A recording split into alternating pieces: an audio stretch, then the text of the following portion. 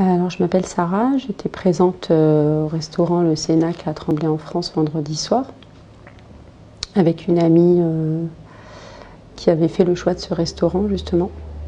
La serveuse nous installe et nous propose on propose à boire.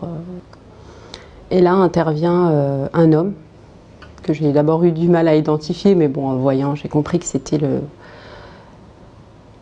chef en fait. Et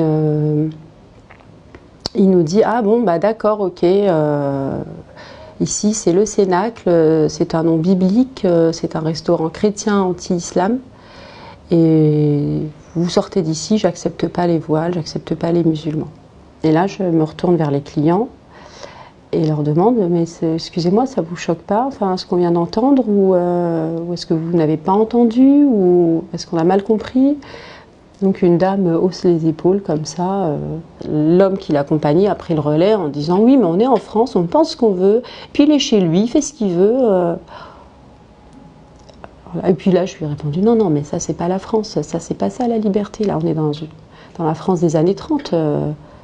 Vous assistez à une scène comme ça ne vous fait rien? D'accord. Il y a eu un moment où j'ai vraiment eu peur, donc là il est parti, ensuite on a appelé la police et on a choisi de rester sur les lieux en attendant qu'elle arrive. Et il est revenu et il a vu qu'on n'était toujours pas partis. Il dit: de toute façon, si je vous sers, je vous empoisonne. Donc je lui ai dit: non, non, mais on va pas aller jusque là. Et puis là, mon ami a déclenché, a sorti son téléphone pour filmer. En fait, j'avais autant envie de faire constater son comportement à lui que le silence des personnes présentes à la police, en fait. Ça m'a... Aujourd'hui, je sais pas ce qui me choque le plus. Je pense que c'est ce qui m'a fait pleurer, parce que j'ai pleuré. Et puis je veux pas de gens comme vous ici. Ça par contre, ça m'a meurtri. Voilà, ça m'a...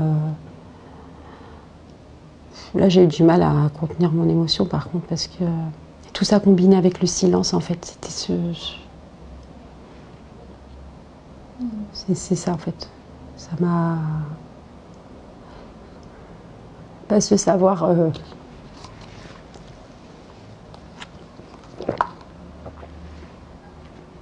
Voilà, on va dans ce genre d'endroit parce que on se dit qu'on a le droit d'aller où on veut, et voilà, on y allait dans un bon état d'esprit, qu'on nous descende comme ça. C'était complètement à l'opposé de notre démarche de ce soir-là, en fait. Voilà, deux amis qui se retrouvent, qui font le choix d'aller dans un restaurant où on ne va pas forcément tous les jours.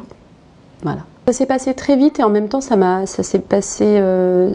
j'ai trouvé ça long et du coup ça m'a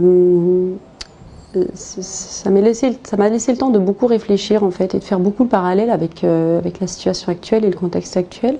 Oui, ce monsieur il est invité à se comporter comme ça par les politiques, par les médias. Parce que j'ai envie de dire, on l'encourage, en fait. Il est encouragé. Alors ça a un impact psychologique certain, hein, sur le long terme. C'est très fatigant. C'est très fatigant. C'est très fatigant de se construire dans la lutte, en fait. Ça donne envie d'avancer. Ça donne envie d'avancer, de sortir de cette situation et de faire en sorte que tout ça, ça ne se reproduise pas, en fait. C'est usant, mais ça ne m'usera pas. Voilà.